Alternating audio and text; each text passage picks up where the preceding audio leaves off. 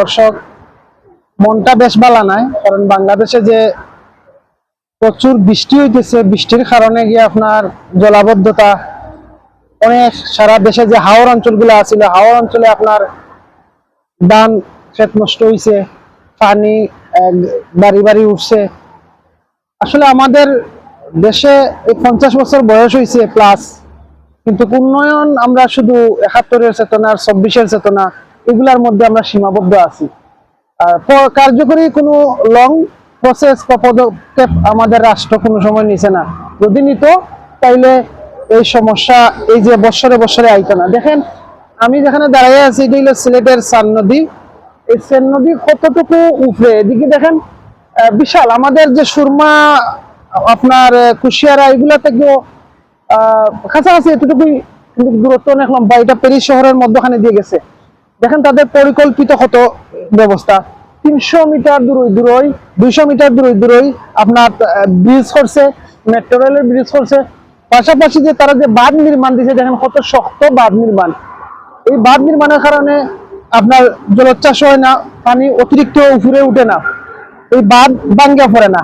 তাছাড়া পাশাপাশি দেখেন খালি শুধু বাঁধ নির্মাণ করছে না, বাঁধ যেখানে নির্মাণ এর পাশে যে অতিরিক্ত জায়গাটা আছে, এই জায়গাটাও হাজো লাগাইছে।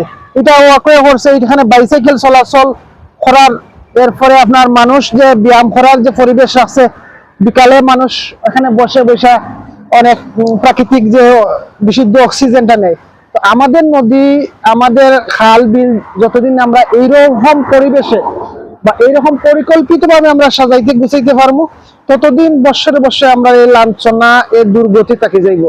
তো রাষ্ট্র সহ আমাদের যে রাষ্ট্র শাসকরা আছেন, সবার কাছে দয়া করি আপনারা এই রাজনীতি হানাহানি বন্ধ করিয়া সে কি করলাম না, এগুলা বন্ধ করে একটু দেশের কাজের প্রতি মন দেন। দেশে উন্নয়ন করার দরকার নাই, আপনারা দেশটার অবকাঠামোটা ঠিক রাখেন। দেশের সৌন্দর্য অতিরিক্ত করিয়া আপনার করার দরকার নাই। তাই বলে সৌন্দর্য যেগুলো আছে এগুলো নষ্ট যাতে না হয়। নদীর ওপার ভাঙ্গে এপার করে, এই যে নদীর খেলা, আমাদের এই ডায়লগ হাস্তা জীবন, কিন্তু এইগুলা তো নদী, এগুলার তো এপার ভাঙ্গে না, এপার করে না। আমরা কোনানে যে বাস করি, আর কিভাবে যে আমাদের বাংলাদেশের মানুষের কপালে সারাটা জীবন ধরে দুর্গতি আছে, এই দুর্গতিটা হবে নাগাদ শেষ হইব যতদিন না আমাদের রাজনীতিকরা, আমাদের রাষ্ট্র শাসকরা সচেতন হইব। দয়া করে আল্লাহর বাস্তে আপনারা এইসব নিয়ে চিন্তা করেন পরিকল্পিত ভাবে।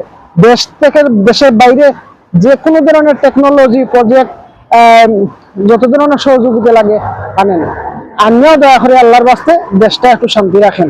আর ভালো লাগে না মানুষের লাশ দেখতে, পানিতে বাসা যাইতেছে, মানুষের গরু গরু ছাগল সবকিছু পানিতে বাসা যাইতেছে, মানুষ পানিতে খাইতে হয়, খুব অবস্থা খারাপ। ভালো থাকবেন, আল্লাহ হাফিজ।